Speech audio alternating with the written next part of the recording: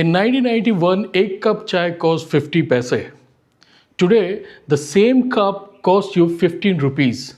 Your money lost 96% of its purchasing power. And the strange part? Most people never noticed it happen. Exactly this is inflation. Welcome back to Saral Arthashastra, where economics is simply explained. I am Ajit Kumar, 15 plus years as a bank manager.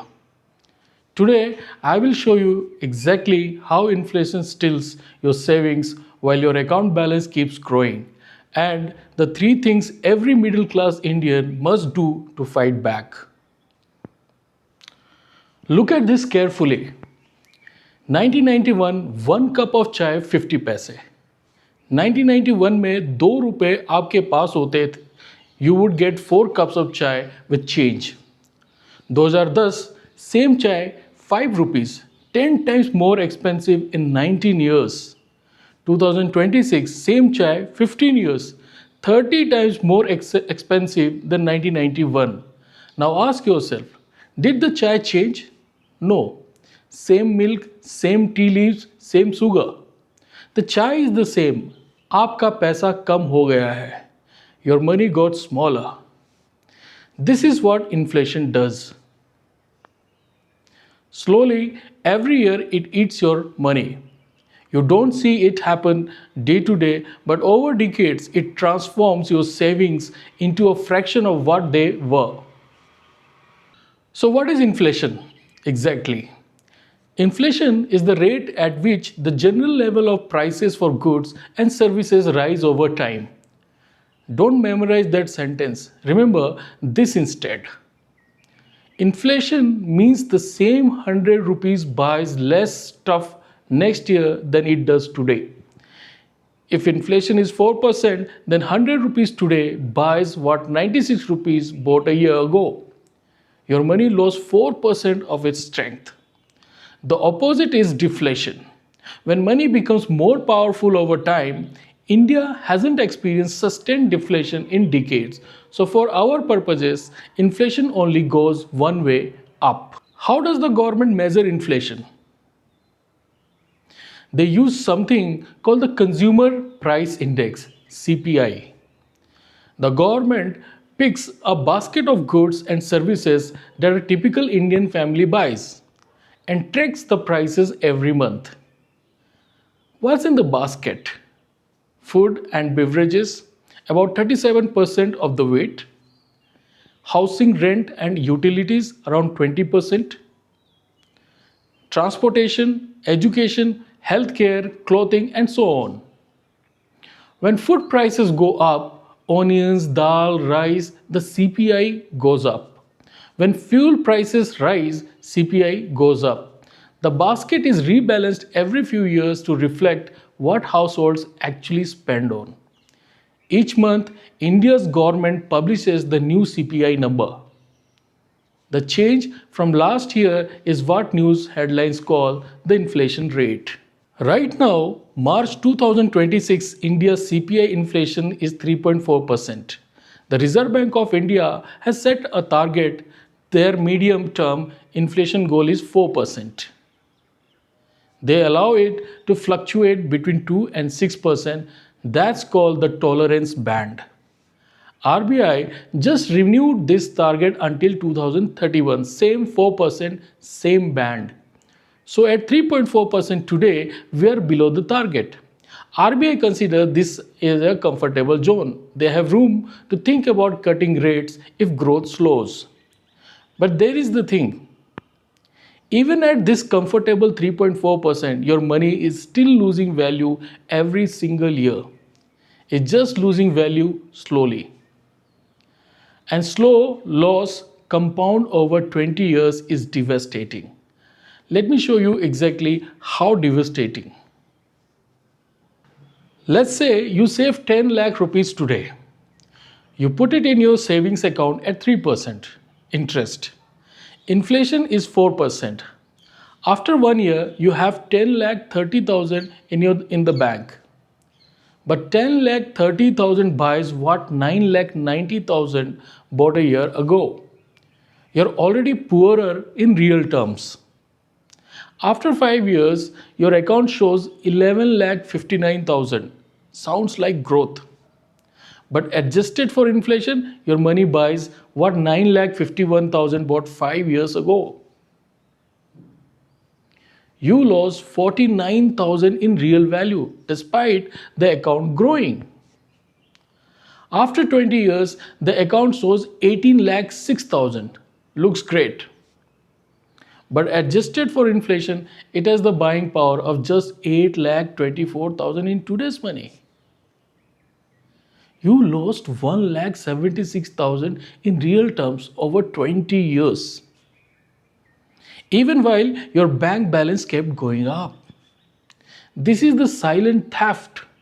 Your bank statement shows growth, your purchasing power shows decline. Both are true at the same time. ये है inflation का असली खेल. Now I am going to give you the single most important formula in personal finance. Write it down. Real interest rate equals nominal interest rate minus inflation rate. What does this mean? The nominal rate is what your bank tells you. 3% on savings, 6.5% on FD, 8% on a debt fund. The real rate is what actually grows your wealth. Nominal minus inflation. Example 1. Saving account at 3%, inflation 4%, real rate is negative 1%. Your money is shrinking slowly. Example 2. Fixed deposit at 6.5%, inflation 4%, real rate is positive 2.5%. Your money is growing but slowly. Example 3. Equity mutual fund returning 12%, inflation 4%, real rate positive 8%. Your money is genuinely growing. When you evaluate any investment, stop looking at the nominal rate. Subtract the current inflation, the remainder is the truth. Now let's apply this to the most common investment in middle class India, the fixed deposit. Today, SBI offers 6.5% on a 1-year FD. Inflation is 3.4%. Real rate 3.1%. That's positive, but barely. Then comes tax. If you are in the 30% tax bracket, your FD interest is taxed at 30%. So 6.5% becomes 4.5% after tax. 4.5% minus 3.4% inflation equals 1.15. After tax inflation, your money grows by just 1.15% per year. 10 lakh in FD grows to 17 lakh in 10 years, but adjusted for inflation and tax, the real growth is barely 1 lakh in those 10 years. The fixed deposit feels safe, but in real terms, it's barely doing better than putting cash under your mattress. ये थोड़ा चुभने वाला सच है. Different assets respond to inflation differently. 3 categories. Category 1, assets that lose against inflation. Cash, savings account, most government bonds at low rates. These earn less than inflation, so over time you lose real wealth. Category 2, assets that match inflation. Fixed deposits in normal years, some debt, mutual funds, gold over short periods. These keep you running in place. Category 3, assets that beat inflation. Quality, equity over long periods, real estate in growing areas, inflation index bonds, these build real wealth, but they come with volatility and require patience. Most middle class Indian families keep 80 to 90% of their savings in category 1 and 2, only 10 to 15% in category 3. That's why their wealth never seems to grow despite saving consistently for years.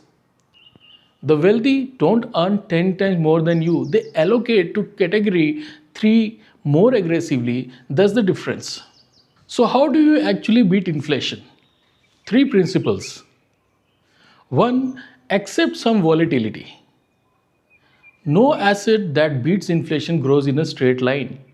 Equity goes up and down. Real estate has cycles. If you can't watch a 10% fall without panicking, you'll never own assets that grow at 12%. 2. Let time work for you. Compounding only matters over decades.